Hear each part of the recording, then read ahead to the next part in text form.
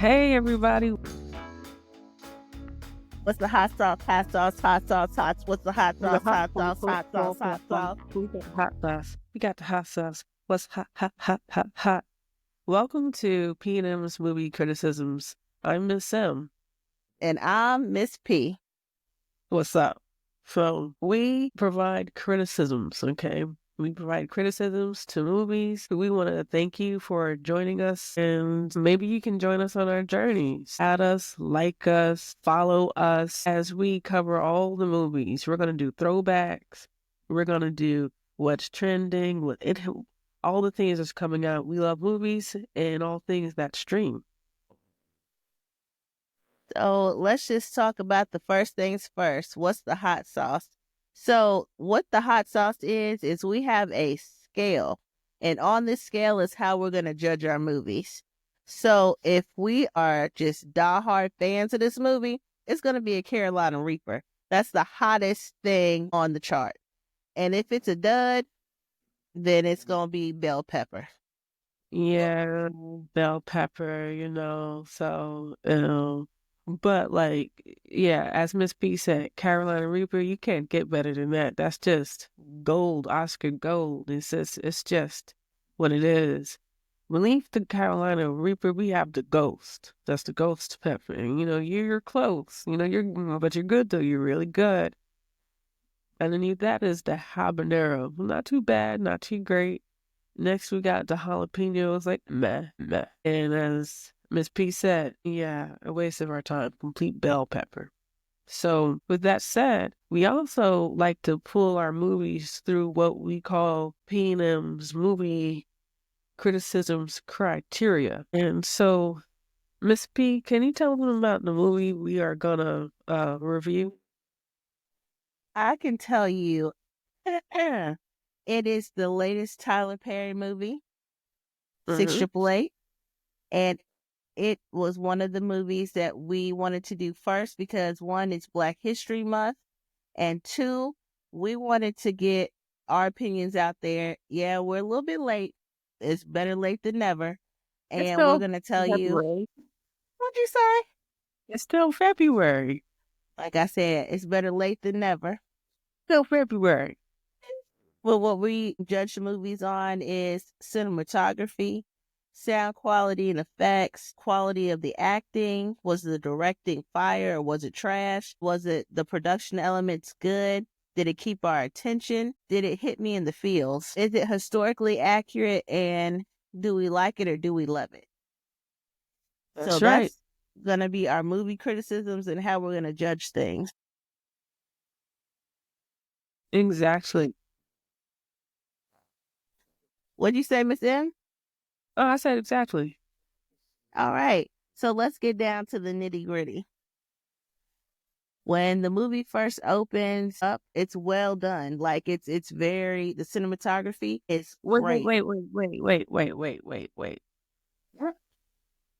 Wait. Where we start? Start at 1. We start at 9. Oh my gosh. And now we're going to have to do the whole thing over. No, we're and not. we were flowing. Why do we got to do it over? Because I like things to be in order and in perfection. This is not good. Remember when we said we'll start at 9? Lee, I didn't know. Yeah, but we discussed this right after we watched the film. We said we'll start at 9. Now, that was 2 weeks ago. Exactly. It was 2 weeks ago. Don't make me laugh. I mean, okay, well, now we're reminded. Anyways, I say we keep filming. It's authentic. I guess so. Okay, so number 9, do we like it or do we love it? Miss P. For me, I liked it. There were things that I loved and there was things that I liked. So it was a good, healthy balance of both. There was things that I really liked and there was things that I really loved. I really loved the Black actress who was the comic relief. That's what she was there for. She was the comic relief. She made me laugh a lot. Okay, so Kerry Washington. I almost said Carrie Hilson. because I was looking at Absolutely. videos earlier. But anyway, Kerry Washington was great. I think that she should win like an Oscar for her performance because it was actually really good. I mean, it's definitely an Oscar nominee. So the actress you're talking about is Shanice Williams, who portrayed Johnny Mae Burton. She's the one that you really like. I liked her too. I liked her portrayal.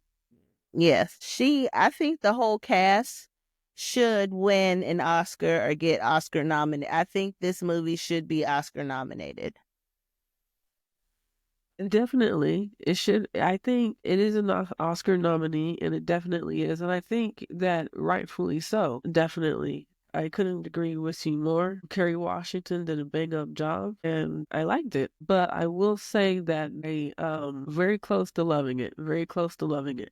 So I'm more on the love side. This movie was good. I liked it a lot. I liked it a lot. I got a lot of love for it. So let's put it on our hot sauce and on our P&M criteria. I say we should keep it at a definitely. It's definitely on the love side, right? Yes. Definitely. So one of the things about movies like these is it historically accurate? This meant watching Miss Charity Adams and some documentaries. Remember those documentaries, Miss P? Yes, I do. They were very informative, weren't they? Very interesting. They're interesting, informative, and the fact that they all finally got recognized for doing the mail and delivering the mail and getting it done faster than what they thought they could. Yeah, definitely. Um, the challenges at the time, she Kerry Washington portrays Charity Adams. Charity Adams is a trailblazing figure because when is she getting her master's? She already had a master. She had two masters, I believe. So this was a highly educated woman living during the Jim Crow era, right? And she was looking for an opportunity to do things, right? Back in the day for a black person, especially if we're talking about a black woman, you didn't really have a lot of choices. Maybe be a teacher, maybe be a seamstress, A things like that. nurse. A nurse maybe, but this was a woman that clearly had ambitions and she wanted to do things and that she did. And I think that Kerry Washington did a great job portraying that. And I really like seeing the character development because remember the Charity Adams in the beginning, she's holding her ground and she's got a lot of grit. But like when her superiors and even her peers talking to her, the white males, and they were talking at her and everything, while she had a lot of bite, she still curbed her tongue, right? Yes. Until the end of the movie, that is. When she gave him everything, she was thinking, what's the name of that guy? Let me take a look at this. Are you Cause talking about the priest that came there? yes, the priest. Yeah, the Goodness. priest, when the priest showed up and she said, I am a preacher's daughter. And I have never heard a sermon like that before in my life. And she Yeah, kicked him out of the church. the preacher got kicked out of the church. Well, the priest got kicked out of the church. And he did get kicked out of the church. He did get kicked out of the church. So, and the way she talked to General Hulk. But you know what? It's General Hulk played by Dean Norris. I always do remember Dean Norris because he from Breaking Bad. The way she talked to him, but also the way she talked to General Hulk. That scene to me was a very defining scene and something that really to me defined this character, but more than just a character because this is a real person, Charity Adams. And then afterwards the ladies give her a standing ovation. Because they said, the ladies are not working. And she said, well, get back to work. Get back to work. And they said, no, we want to thank you. And they applauded her. They had to applaud her. Yeah, they had to applaud her because she did it. She was their leader. True. Nobody was going to be able to speak up but her. She had the ranking, right? She had to be the voice, and she was. So this was a black woman back in the day. What is it? And then a colored woman. And for all of you who don't know, colored isn't just black. Colored isn't just African American. Colored is all people of color. And more than just that, it is all people who are non-European white. That is colored. Mm-hmm. Okay? So when we talk about colored, it's not just, say, a single race. Okay? It's not just that. And if you look at the name of the NAACP, so we're talking about the advancement of all colored people. But anyways, I just wanted to say that and recognize what she was known as, what she was, what she would have been seen as, what she would have been called during that time in history. What else about this historical accuracy? They So fixed the church up and they had beauty parlors. They had everything that you could need. this is true. That's also accurate as well. Mm-hmm. And the two girls dying in the Yeah. truck, that was accurate. Yeah. What about, and also Abram? That was Uh, accurate. yeah. Abram David, Uh-huh. a Jewish boy. Yeah. Their love. Well, at first I was like, are they adding in some elements here that are to keep us interested? But no, Abram is legit. Uh-huh. And she actually married the sergeant. She Yeah. married her friend. I mean, she did Lena Derricott. Mm-hmm. Lena Derricott, portrayed by Ebony Obsidian. I think I really like Ebony's work as an actress here. Yeah, What do you well, think it about showed her? her in three different ways. It showed her little girl naive side, it showed her growing up, and it showed her finally coming to terms with what happened. Yeah, so she had a good amount of character growth too.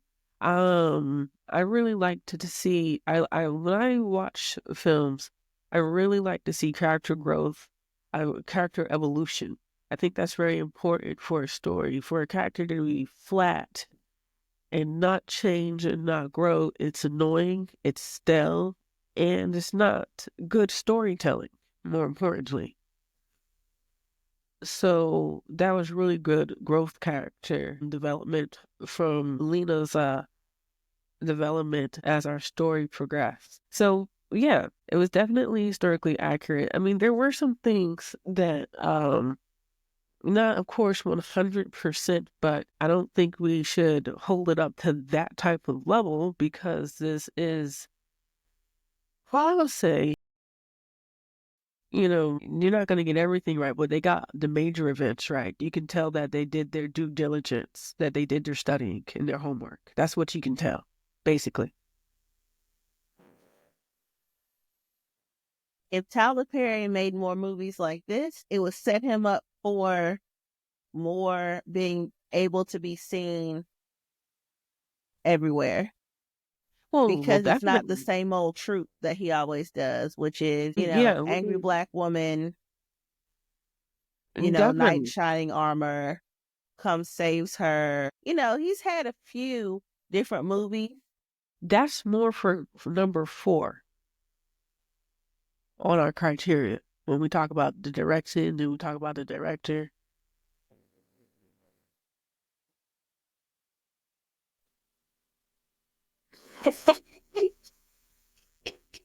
Oh, whatever's on your mind, just say it. Just say it. We're raw and uncut over here. Like I said, for me, But he's I agree done with about you. 4 movies that was different from the Medeas, and those movies have all been different, and I like that. But I think this movie has set him apart and made him more international Well, because it's, definitely. huh? Definitely. Because Tyler Perry isn't international. Now, Tyler, you watch this.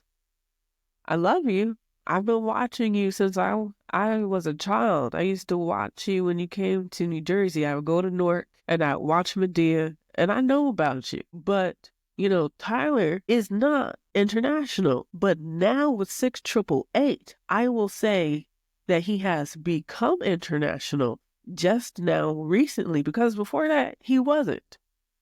He just wasn't. I would always be overseas talking to people, introducing them to Tyler Perry. They would say, "What do you like?" Watching, or what do you like? What do you do? I was like, "I like Tyler Perry." Who's Tyler Perry? I would say Medea. There was the people in China. They didn't know what Medea was or who Tyler Perry was. People in Indonesia, people in Russia, people in Germany. I talked to people in Turkey, people in Saudi Arabia. I talked to people in Egypt, Spain, okay, Morocco. I talked to people all over South America, the Ecuador, Chile, Argentina, Uruguay, Costa Rica, okay, Mexico. They didn't know who Tyler Perry was. I always had to introduce Tyler Perry. But I agree with you. With this type of movie, Tyler keeps making movies like these. Yes, he will be international. Let me see. The next criteria that we had was production elements, Wait. because it Did did we keep our start? attention because we already talked about it. What did we talk about emotions though? We didn't really talk about 7 emotions. Emotions, Miss P. How did it strike your emotions? There were sad parts, there were funny parts, there were really parts that you wanted to ball up your fist and hit the person in the face. It That's how it you was know a they're doing a wide good job with the range of acting. emotions. That's right. And they're supposed to get you in your emotions. And, the acting doesn't get you into your emotions. It's not doing it. The actor, the director, they're not doing their job, right? Uh-huh. Um, I got into my emotions. I was getting angry. I was talking at the screen, right? Um, I was just our actors did a great job. Kerry Washington kept my attention. Ebony Obsidian kept my attention. Shanice Williams kept my attention. Were there any other actors or actresses in here that when your emotions were being just like all types of like pulled, who else got your attention? Well, it wasn't so much of an attention grabber, but when dude was singing, "You made me love you, I didn't want to do it," and then the black guy was singing the same song, and she had almost had a panic attack. Who? Remember when Abram got down on his knees and he said, "I want you to wear this Oh, ring," and he okay. said, Hmm. "Yeah." He sung the song that "You made me love you, I didn't want to do it." Gotcha. Okay, yeah. I mean, that was cool, but it didn't really like strike my emotions, but it was definitely lovely. No, it struck my emotions because it was just one of those things where, my lord, Well, I know this it showed your emotions. That's right up your personality's alley. no, the thing that kind of caught me off guard was when Abram sung that to her, and then the black guy sung it to her too, and she ran outside. That was be very creepy because she would Uh remember huh. Abram. So That's what okay, I'm I got saying. That's what caught like. I was like, oh no, that would put me in my feelings too, because if you wasn't expecting that, good eye, good eye. That's right. That's right. That is true. I mean, I think that when it comes to my emotions being pulled, definitely some tears. So definitely got teary eyed at some moments. Definitely true. So it did its job. It struck my emotional chord to made me cry a little, made me laugh, at the funeral, made me smile. So, and that's the thing about Hallmark films, right? Especially when they're dramas. Especially when you have these types of biopic dramas. They're supposed to make you laugh. They're supposed to make you smile. They're supposed to make you cry, put some tears in your eyes. They're supposed to make you upset. They're supposed to also educate you and all be historically accurate. And I think it did all those things. And such, as you said, it did keep our attention. So it definitely did. And then you were talking about production elements. Mm-hmm. Because that's just where my mind went. Naturally speaking, some of these are going to mix together. So for me, the production quality was great. It wasn't all gray. It wasn't all like single shot. Like it had depth. Everything had depth to it. Like it wasn't just all ugly shot in like, moving and everything was shaking and it was shot lovely. Like the night scenes you could see when they went to go see the mail. Yeah. You could see it when he opened up the gate and he was like, "This is all the mail." And you're like, "Lord have mercy. What have I gotten myself into?" Because it was one of those things where it was like, all these are filled to the brim. Every single last one of them. And then I wish they would have showed where they had to go to the next place and do the same thing again. Like just not like a whole, like, another hour or so, but I mean, just, gloss over that a little bit. That's one of the things that I wish that he would have focused on. Yeah, they got it done. They got it done in more time than what they thought they was. They got everything sooner, In 6 months, it took them 3. And then when they went over to England, they did the same thing. Gave them 6 months. They did it in 3. I wish they would have focused on that a little bit towards the end, because the ending was good because you saw that they're now getting their just due, celebrity, I guess, now that they're older, when they should have got it when they came back. And Yeah. I enjoyed that, but I wish that would have been more of a, like post post scenes, you know, and get them watching the movie or get them on the actual set and be like, okay, this is historically accurate, this is not accurate. They were there. They could tell you, because that's firsthand. Our skirts were like this. We wore our hair like this. Just getting more from the actual people that were there. Oh yeah, definitely. I'm not surprised. And here, of course, getting more of that, I can see that. I mean, for me, I was like, okay, because this movie was long enough anyways, I think. So like to add that in, that would make the movie longer. But movies are starting to get longer, 2 hours, 2.5 hours. But I definitely think that movie was something about 2 hours, 10 minutes. I think I think they did a good job fitting everything in. So in order to fit that in, maybe he would have done maybe a bit of a montage. But it seems like in what if we're talking about the vision of the director, perhaps was to lay everything out in a succinct manner, but accurately, not just succinct, but accurate, and also tell a moving story. And Tyler, he always does a really good job at doing that. I agree with you with the production elements, but it better have with this budget. I mean, to date, this is Tyler Perry's most expensive film, is it not? Yes. And this is because you see him work with actors, but you see him work. If you think about all the actors that Tyler has worked with, he's worked with Taraji, right? Uh-huh. I think who else has he worked with that's like really, really notable besides Oprah, and besides like Taraji, and he worked with Megan Good, right? Yeah, he's worked with Megan Good. He's worked with Jordan Sparks. Yeah, but not the biggest name. I would say Kelly Rowland. Kelly Rowland. Yeah, because you got Taraji P. Henson.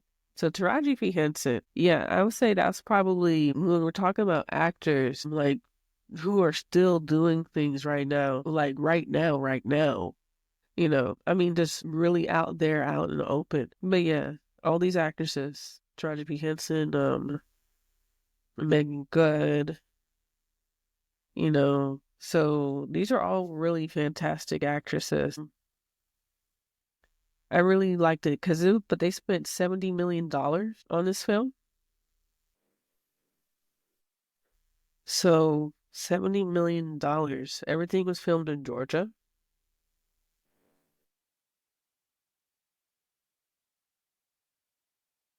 About Fort Oglethorpe. Have you ever been to Georgia like that to see what Georgia's got going on, Miss P? I've been to Georgia, and that's not for me. No. It's a great place to film, though. They have Yeah, for everything gorgeous. filming, sure. But everything else that's going on there, no, thank you. Now, because of 6888 and because of 6888's success, according to Variety.com, Tyler Perry's 6888 is his most watched Netflix movie to date, boosts his other movies on the streamer by 45%. So all those people that I told you about, all those countries that I've talked to who didn't know about Medea, well, they know now. So I've really been wanting this. This is definitely something that I've been wanting to see with his work. And I guess that takes us to number 4 with the directing. It looks like the money was well spent and well placed. As you said, the color was crisp, the sound was good. So was the sound quality. I thought the music was very, very appropriate in that it added to the scene and it didn't take away. Let me see. It says, let me see. The movie is about 90% accurate. And according to Kerry Washington, it's 97% accurate. And it says, several moments in the movie are based on real events. When Major Charity Adams stands up to the superior officer and says, "Over my dead body," The that was General Hall? real. Huh? The General Hall. Mm-hmm. When she Yeah. stands up and she says, "Over my dead body." Yeah, yeah. I think was really good. So definitely we always said that with directing, we really like to talk about the director and the director's vision and what Tyler was going for when he filmed this movie. For me, from my perspective, he always has had a heart for the history of the Black community. He's always tapping into those things, talking about those tropes like the angry Black woman and the shining Black knight that comes to save her, because for that, it's just one of those things for womanhood and how it's something that clearly is very much a part of his mind and also a part of his life as well, because he's had a rough life, you know. If you know a little bit about his background, and I think that's where many of those tropes come from, is that upbringing that Tyler Perry had. A lot of us, our work as artists, it really bleeds out of us rather unconsciously, whether we realize it or not.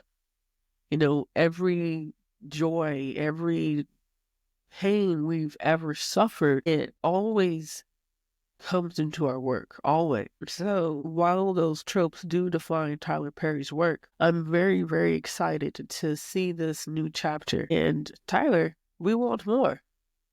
I've been waiting for this. I've been waiting for you for this, for your real, true international breakout. We want more. We're rooting for you. We've always rooted for you. We We'll were continue to rooting root for for you. you. We were all rooting for you. Oh, wait, Tyler. Oh, Tyler, go. Don't let anybody stop you. I think with our criteria for number 3, our quality of acting, we've been talking about that throughout the whole thing. Mm-hmm. We've talked about it. We've talked about all of them. We talked about Kerry and Ebony. We've talked about Shanice. Is there anybody else you want to talk about? We want to talk about Oprah Winfrey's character, Mary Floyd, and Susan Sarandon's Bethune. little roundabout. Bethune. I go like this. I wish she had more lines, or they would have showed her more because she was very pivotal.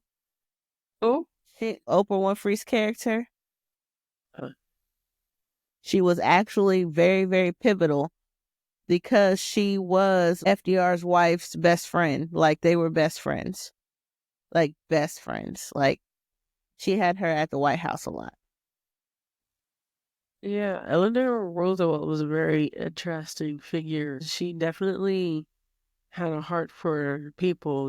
They had some jabs at FDR. Like, oh well, he passed away. He was a bit soft, but hey, we're not doing that. Like really, we gotta like. But here's the thing: he was in a wheelchair. Nobody knew he was in a wheelchair because he always had two bigger guys, and he was good at moving his shoulders to make it appear like he was walking. And they Yeah. would stand him up on the podium to make it look like he was standing up. But I'm pretty sure that they would not have shown his wheelchair in the presence of army commanders. Like that would have been one of those things where I'm like, mm-mm.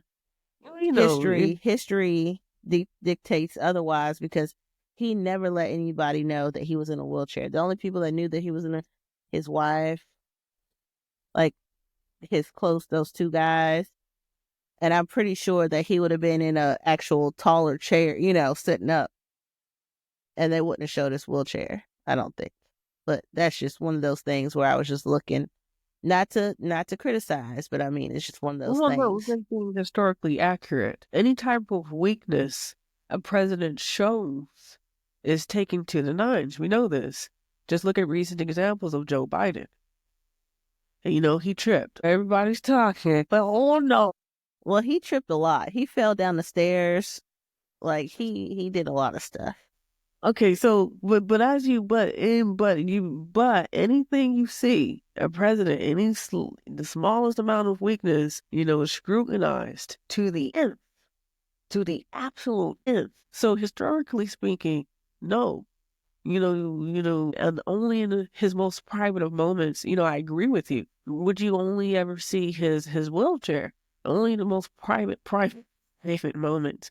Because the president has to have the strongest image ever. So it's not easy. You can lose a presidential election if you look weak. You lose the election. But anyways, that's just the politics of it. It's whatever. So, but yeah, I mean, I got you. So yeah, Mary McLeod Bethune. That's right. You seen her more, maybe would have been nice. We like to Mm-hmm. see Oprah act. Every time I think about Oprah, I think about the color purple. Oh Lord. You remember what did you say? I've had to fight every day of my life. All my life I had to fight. I had to fight my daddies. I had to fight my uncles. Had to fight my brothers. Lord knows I love Poe. Lord Lord knows but no. I kill him dead before I let him beat me. But kill him dead. Yes, yeah, you got it. Thank you, Ms.P. Thank you.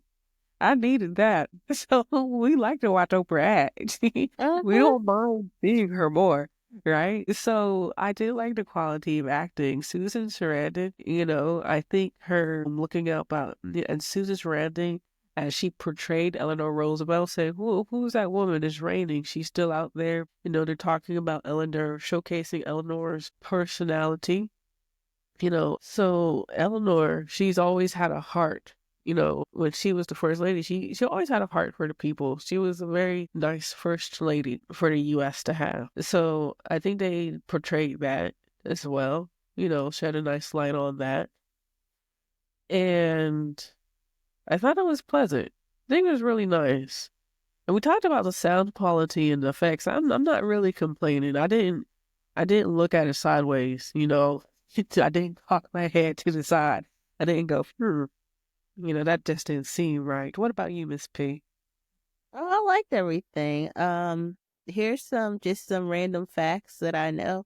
In 2022, President Biden awarded the Congressional Gold Medal to the 688. 688? Mm-hmm. 688. Yeah. Yeah, that's right. I would like to go see the statue as well, the statues, and I think that would be great. That is a very nice fact. And Miss P's favorite. This is why I saved it for last because with our criteria, we do have a criteria from 1 to 9. We'll post it on the website so you can see it if you want to get a good look at it. But we start at 9, and then we work our way up to 1. And the reason why we go to number 1 is because Miss P's favorite thing about films is cinematography. Yes, that is my favorite thing. I don't like it when things are too black and everything's just black and you can't see and it's hard to see. I can't. This was clear. I like clarity. Because here's the thing: if your cinematography is great, you can tell a great story. If your cinematography is horrible and it's one shot and it's one-dimensional, you lose me every time. You lose me every single time. If it's not vibrant, if it's not it just depends on what you're going for, I understand that directors have creative, but when it gets too weird or it's like everything's gray or everything's like dark, once again, you can't see, or everything is shot right down the middle and there's no dimensions to anything, it looks bad. But this was actually shot perfectly. The planes, Abram fighting in the plane getting shot down, everything was it was very, very well done. The cinematography was great. Them cleaning up their base that they had to make when he gave them the most horriblest place to have. They cleaned it up and they made it better. That was good. When they clean it up. Huh? Yeah, because you're like, you're not supposed to, this wasn't supposed to be what this is. Well, it is. It is. And that's the thing we as women one of the things that make us a hallmark of the characteristics of what a female is. We tend to make things more comfortable. We like to make things more comfortable. And men like us to make things more comfortable. They don't complain when we do. They like those little things. So we make things more comfortable. That's what we do. And you gave them the most horrible thing, and then you get mad when they're behind or this, that, and the other. These are women. What do you expect them to do? Well, how did you expect them to look? Oh no, we know we like to do our hair now. We like to be made up. We don't like to be unmade.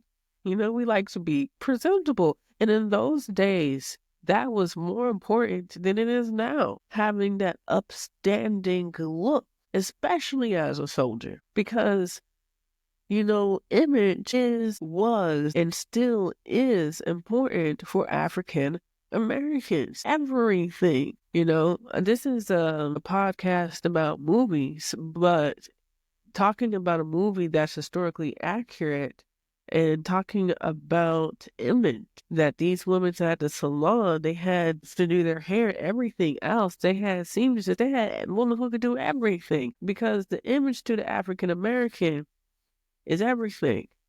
In case in point, look at what happened to Trayvon Martin, right? Walking down the street with a hoodie. He had a hoodie. It's a regular, teenagers love hoodies. It's what they wear. But they always talk about, well, it's the hoodie, dark hoodie. But, that image, one of the reasons why we always had that image and dressed a certain way was so that you didn't have stupid things that happened like that. So that no one, a bigot really, had preconceived notions for judging someone, because that's what a bigot does, right? That's what a racist does. Bigots, racists alike, right? What they do is they judge you prematurely based on how you look. So if you judge a person on the color of their skin, you're going to judge a person based on how they dress, look, and carry themselves. You're going to judge all of it because you judge what is petty. You don't judge what truly matters, and that is the character, right? That's what we are supposed to look at, the character, not the petty stuff. Yeah.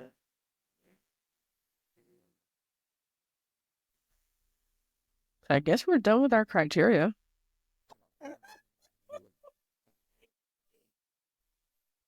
You go off on this thing, and then you're like, okay, so now I'm done with my criteria. I think one of the things we are going to do here, this is what my vision is, because for all of our people are joining us and listen to us, we want to provide you with authenticity. Okay? We are authentic, and that's what we're going to give you. Authenticity. I'm going to definitely do some cutting and editing. That's But I'm not going to just come out and cut this and that out like that, because this is what's real. We're real over here. We're not airbrushing. We're not going to like brush out what would be considered every flaw, because that's unrealistic. Okay? We're real. We're uncut. We're raw. And I think that's about it. We'll probably be out this piece. And you want to say anything else, Miss P? So if you would like to get us going, if you'd like to sponsor, we're looking for sponsors. We're looking for all types of things. We're looking for artists. We're looking for people that do jingles. We're looking for people that just want to get down with us and make some good quality content and listen to it in the car, or listen to it on the flight, or listen to it on the train or on the bus. If you want to be a part, let us know. Send in your resume to Lee. Give them the email address. pmcriticism@gmail.com. Say it one more time, a little bit slower, so people can know what you're saying, girl. They're gonna have to look at the links. pmcriticisms.com. Most people are gonna be like, but that's lengthy. Let me look at the link. Look at the link. Look at it. We got the links. Click it. Click the link. Follow us. Join us on our journey. Give us your feedback. Let's start a conversation. Conversate with us. We want to have conversations about this. We want to have conversations with you, because movies are a reflection of our society. You cannot have art without a civilization, right? Because art is what you do mainly when you have the freedoms. You notice that when society, Ms. P, once you get past, oh man, what are we gonna eat? Where are we gonna live? Have a roof over our heads.